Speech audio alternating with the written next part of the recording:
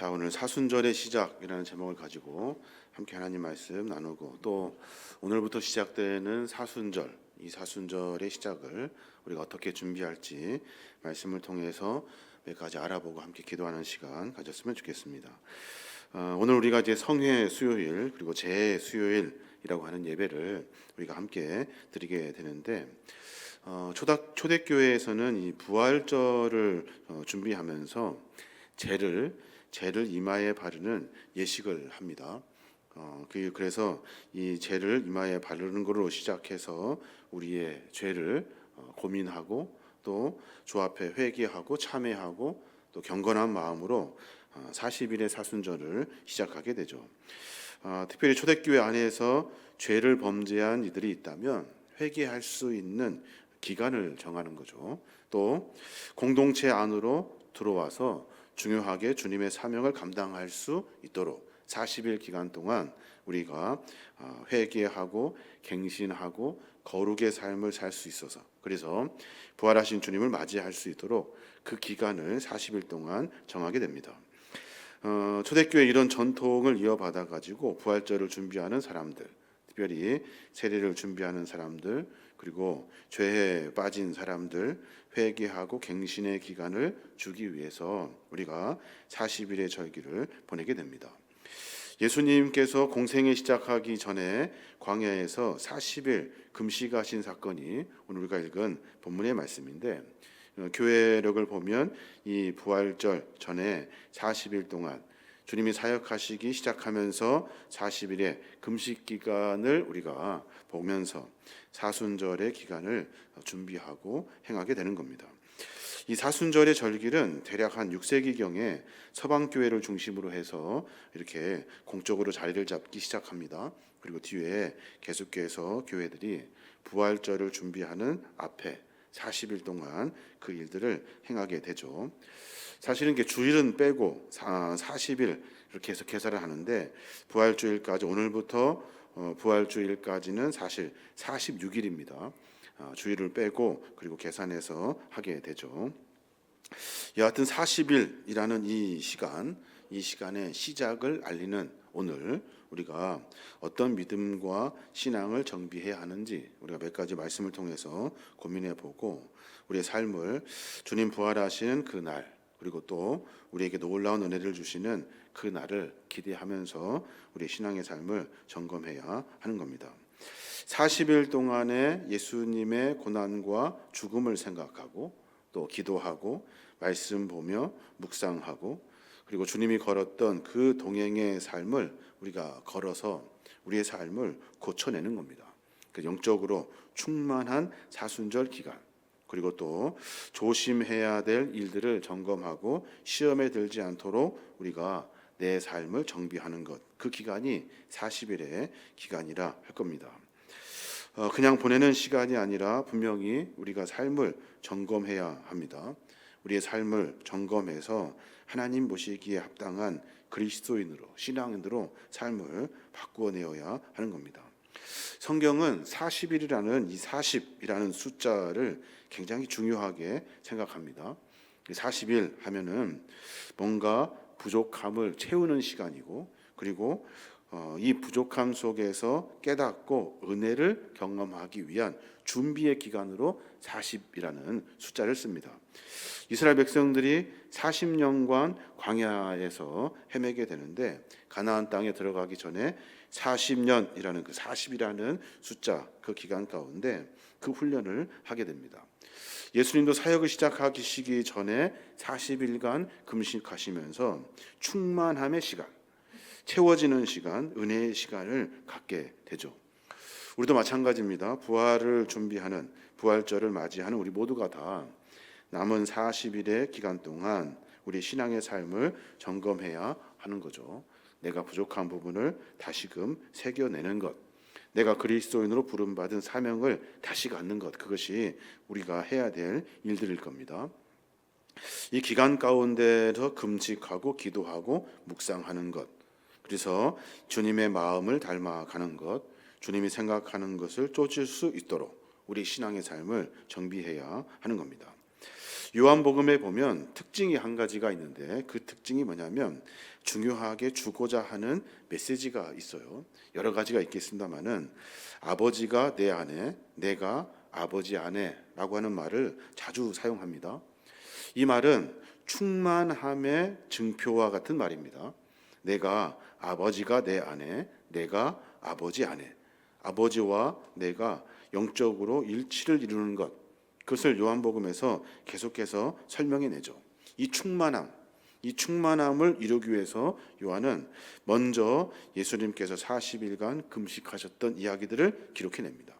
공관복음 전체에 그 내용들이 다 기록되어져 있지만 특별히 요한복음에는 아버지가 내 안에, 내가 아버지 안에, 그래서 믿음과 신앙과 사역을 감당했던 예수님의 이야기들을 기록해내고 있는 겁니다. 이 충만함, 영적으로 충만한 상태, 이때가 되면 꼭 따라오는 것이 하나 있죠. 사탄의 방해가 우리를 자꾸만 무너지게 만듭니다. 영적으로 충만하면 할수록 우리가 충만하여서 주님의 뜻을 이루려고 사역과 사명 앞에 쓸 때마다 사탄은 우리로 하여금 자꾸만 무너지게 하는 거죠.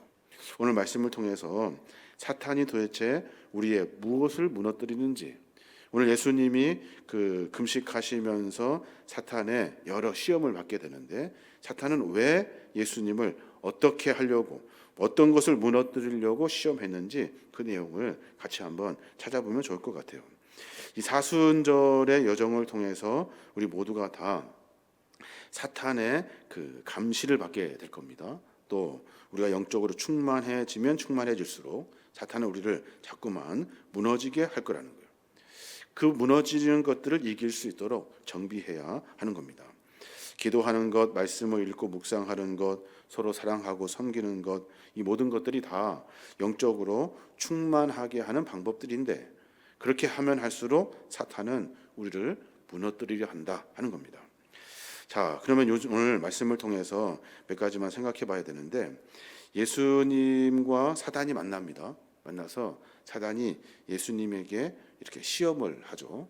본문을 읽어서 아마 다 내용을 아실 텐데 시험하기 전에 세 가지 시험을 하는데 시험하기 전에 꼭 했던 말이 있습니다.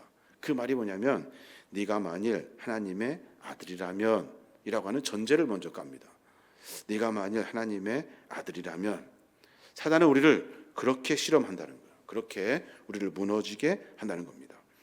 예수님은 세례 받으실 때 요단강에서 하나님의 아들로 인정받았습니다. 그리고 또 우리를 구원하실 메시아로 이 땅에 오셨습니다. 하나님의 아들로 주님이 우리의 믿음과 신앙 안에 구원을 이루시려고 하나님이 직접 보낸 사람이 예수 그리스도다 하는 겁니다. 사탄은 이 중요한 메시지를 무너뜨립니다. 네가 만일 하나님의 아들이라면 이거 한번 해봐 라고 지금 이야기하고 있는 거죠. 아무리 바위처럼 단단한 확신이라도 누군가 자꾸 의심의 말을 던지면 우리는 조금씩 무너집니다. 우리는 그것을 증명해 보려고 하는 마음이 또 우리 안에 생기죠. 그래, 그럼 내가 한번 증명해 볼게 이거라고요. 신앙생활에서 가장 중요한 것은 뭐냐면 내가 하나님의 부름을 받은, 하나님이 나에게 찾아와 주셔서 하나님의 자녀 삼아 주신 그 하나님의 은혜를 무너지지 않도록 꽉 붙드는 거죠. 사탄은 그것을 무너지게 만들어 버립니다. 네가 정말 그래? 네가 정말 하나님의 아들이야? 네가 정말 하나님의 자녀야? 네가 믿음 있는 사람이야? 그 사람 맞아? 라고 사탄은 계속 우리를 무너뜨리려고 한다 하는 겁니다. 네가 그리스도인이냐? 네가 성도냐? 네가 집사냐? 네가 장로냐? 네가 목사냐? 내가 볼 때는 아닌 것 같은데 우리가 하나님의 자녀임을 계속해서 의심하게 만들어 놓는다 하는 겁니다. 우리는 어떤 사람들입니까? 하나님이 우리를 위해서 십자가의 구원을 이루시려고 이 땅 가운데 오신 하나님의 사랑의 존재예요. 우리를 구원하시려고 그 일을 주님께서 하고 계시다고요. 우리는 아무것도 한 것이 없는데 하나님은 우리에게 그 은혜를 베풀어 주시려고 오셨다 하는 겁니다. 그래서 신앙생활을 하면서 우리를 무너뜨리게 한다고요. 네가 성도니? 네가 도대체 신앙인이니? 네가 사람이니? 아니면 하나님의 자녀이니? 라고 하며 계속 물어서 나로 하여금 이 믿음이 무너져 버리게 한다 하는 겁니다. 세 가지의 유혹, 그 유혹의 종류가 중요한 것이 아니라 사단은 계속해서 그 존재 자체를 무너뜨리려고 한다 하는 겁니다. 그래서 우리는 늘 소심하게 살죠. 우리를 늘 이렇게 기죽어서 주눅들어 삽니다. 부족한 것 같고, 연약한 것 같고, 잘 안 된 것 같고, 내가 자격이 없는 것 같고, 하나님이 나를 어떻게 생각하실지 궁금하고, 그러면서 늘 우리는 소심하게 믿음과 신앙생활을 하고 있어요. 중요한 것은 뭐냐면 하나님이 우리를 사랑하셔서 구원의 일들을 이루어가고 계시다 하는 겁니다. 네가 진짜 하나님의 아들인가? 라고 하는 질문 앞에 예, 그렇습니다. 저는 하나님의 사람입니다. 하나님이 나를 사랑하십니다. 나를 위해서 십자가의 구원을 이루신 분이 주님이십니다. 그분을 내가 주인으로 삼고 하나님의 백성으로 살아가고 있습니다. 자신 있게 그 이야기를, 그 믿음을 고백할 수 있어야 한다 하는 겁니다. 사탄은 계속 그를 해요. 네가 진짜 하나님의 아들인가? 네가 만일 하나님의 아들이라면 이것도 해보고 저것도 해보고 이것도 해봐 라고 하면서 계속 증명하게 한다 하는 겁니다. 믿음은 뭡니까? 믿음은 하나님이 나에게 찾아오셨음을 고백하는 일이죠. 믿음이 뭡니까? 믿음은 하나님이 나를 부르셔서 나로 하여금 하나님의 뜻을 이루게 하시려고 하나님이 나를 선택하셨음을 고백하는 것이 믿음이죠. 믿음이 뭡니까? 믿음은 내 안에 내가 주인이 아니라 나를 하나님께서 십자가의 그 보혈의 값으로 치르시고 내 죄를 사하여 주셨다고요. 그 사해 주신 은혜에 내가 내 삶을 통해 보답하는 것이 믿음이죠. 그 믿음이 흔들려 버리면, 주님과 나의 관계가 흔들려 버리면 우리는 완전히 무너져 버리게 된다 하는 겁니다. 그래서 여러분, 신앙생활 하면서 우리의 이 존재, 내가 하나님의 자녀임을 고백하는 것, 이것을 우리가 늘 언제나 고백하고 삶 속에서 하나님과 함께 깊은 관계를 맺으며 살아야 한다 하는 겁니다. 도망 다닐 필요도 없고요, 주눅들 필요도 없고 기죽을 필요도 없습니다. 떳떳하게 나는 하나님의 자녀임을 증명해내는 거죠. 사단은 그거를 통해서 우리로 하여금 계속해서 무너지게 합니다. 너는 안 돼, 자격이 없어, 네가 무슨 그래 라면서 계속해서 가스라이팅 하듯이 계속 무너져 버리게 한다 하는 겁니다. 우리가 점검해야 될 한 가지, 40일 동안 우리가 생각해야 될 한 가지는, 우리 부족한 거 다 압니다. 근데 중요한 건 나를 구원하시기 위해 주님이 이 놀라운 십자가의 사역을 감당하시려고 이 땅에 오셨다 하는 겁니다. 그래서 나는 하나님의 십자가의 구원을 받은 하나님의 자녀입니다. 나는 어렵고 힘든 순간순간마다 주님의 그 구원의 은혜를 알고 내가 주 앞에 고백하며 믿음과 신앙을 살아가고 있습니다 라고 하는 고백, 이 고백이 우리 안에 있어야 한다 하는 겁니다. 또 하나, 사탄은 예수님으로부터 무엇을 빼앗으려고 하냐면 그분이 가신 능력과 은사를 엉뚱한 곳에 쓰게 만들려고 합니다. 엉뚱한 곳에. 한번 돌을 빵으로 만들어봐, 배고프지? 한번 해봐. 이런 쓸데없는 것을 시킨다고요. 성전 꼭대기에 올라가 나한테 절하면 내가 다 줄게. 성전 꼭대기에서 뛰어내려봐, 천사가 받아줄 거야. 이런 쓸데없는 짓을 하게 만든다는 거예요. 이 일을 왜 시키냐면 네가 진짜 하나님의 아들이라면 증명해봐 이러다. 네가 진짜 하나님의 사람이라면 한번 증명해봐. 사단은 우리로 하여금 쓸데없는 일들을 하게 만들어요. 쓸데없이 에너지를 낭비하게 만들어버린다 하는 겁니다. 우리가 해야 될 일은 뭡니까? 하나님이 우리를 부르시고 우리에게 맡겨주신 주의 사명이 있다고요. 복음을 전하는 사명이 있고 교회 안에 충성하라는 사명이 있고 나를 통해서 이루시고자 하시는 하나님의 그 뜻이 있다고요. 너를 부르는, 나를 부르셔서 쓰시고자 하시는 하나님의 계획이 있다고요. 그런데 우리는 자꾸 엉뚱하게 다른 것에 힘을 쓰며 내 에너지를 낭비해버리게 한다는 거예요. 그럼 우리로 하여금 하나님의 그 일을 이루어낼 수가 없죠.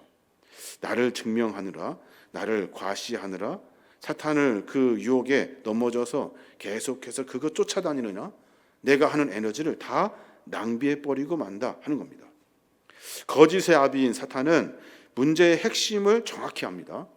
너희들이 무너지게 하는 가장 중요한 핵심, 너희들의 에너지를 다른 곳으로 쓰게 하는 거죠. 그래서 본질적으로 해야 될 일을 못하게 하는 겁니다. 빵을 만드는 것이 중요합니까? 중요하지 않죠. 돌을 빵으로 만드는 일은 아무것도 아니라고요. 하나님이신데 그 하나님께서 하시고자 하시면 하는 거죠. 근데 그 에너지를 엉뚱하게 쓰게 만들어 버린다는 거예요.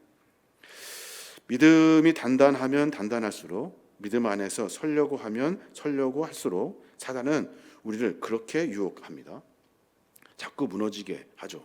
이것이 더 중요하게 생각하게 하고, 이 일이 훨씬 더 중요하게 생각하고, 다른 것들로 에너지를 다 뺏어 놓습니다. 그래서 하나님의 사역 앞에 완전히 무너져 버리게 하죠. 쓸 에너지가 없을 만큼 완전히 그냥 에너지를 다 빼버립니다. 하나님은 나를 사랑하시고 나는 하나님의 소중한 자녀입니다. 하나님이 나에게 믿음 허락하여 주시고 하나님의 사역을 위해 나를 선택하여 주시고 하나님의 거룩한 뜻을 이루기 위해 우리를 불러주셨는데 우리는 엉뚱한 곳에 에너지를 빼앗기고 있다 하는 겁니다. 한번 생각해 보십시오. 신앙생활하면서 중요한 게 뭡니까? 우리가 주님 안에서 말씀을 보고 우리의 삶을 점검하고 하나님이 우리의 삶 속에서 무엇을 원하시는지 생각하고 삶을 살아내는 것이 하나님 우리를 부르신 목적인데 우리는 늘 엉뚱하게 다른 것에 에너지를 빼앗기고 있다는 거예요. 교회 안에 해도 되고 안 해도 되는 일들 가지고 그냥 막 정신없이 쫓아다닙니다. 여러 일들 속에 우리의 에너지를 완전히 다 고갈시켜 버린다 하는 겁니다. 사순절 기간 동안 우리가 본질을 찾아가야 되죠. 예수 그리스도를 믿는 신앙인의 본질, 나를 구원하신 하나님의 은혜, 내가 믿음 안에 살면서 하나님을 고백하는 내 고백을 정비해야 되고 내 삶을 정비해야 되고 하나님이 원하시는 것이 무엇인지 찾아 내 삶 속에서 하나님을 증명해내며 살아가는 것, 그게 우리가 해야 될 일들이죠. 다른 것에 에너지를 빼앗기면 안 된다 하는 겁니다. 이 믿음이 흔들려 버리면 삶이 속절없이 무너지고 말죠.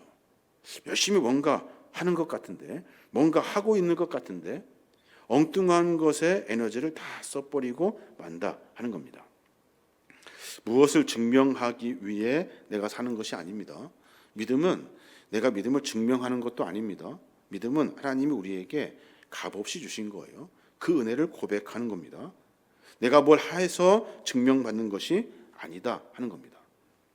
사단은 이 점을 노리고 있다고요. 하나님의 뜻이 이루어지는 것도 하나님 안에서 나답게 살아갈 수 있도록 눈뜨지 못하도록 나를 완전히 묶어놓는다는 거예요. 이렇게 해야 될 거 아니야 한다는 거예요. 이렇게 해야지 라고 말한다는 거예요. 그보다 훨씬 더 중요한 것이 있는데 그것을 다 모르게 한다 하는 겁니다. 이 귀한 뜻을 완전히 놓쳐버리고 사단의 목표에 빠져들게 만들어냅니다. 자기 자신을 증명하느라 에너지를 낭비하게 되죠. 주님 뭐라고 말씀하십니까? 야, 그거 못하냐? 내가 해줄게. 이렇게 하지 않으셔요. 전혀 다른 말씀을 하십니다. 사람이 떡으로 사는 것이 아니야.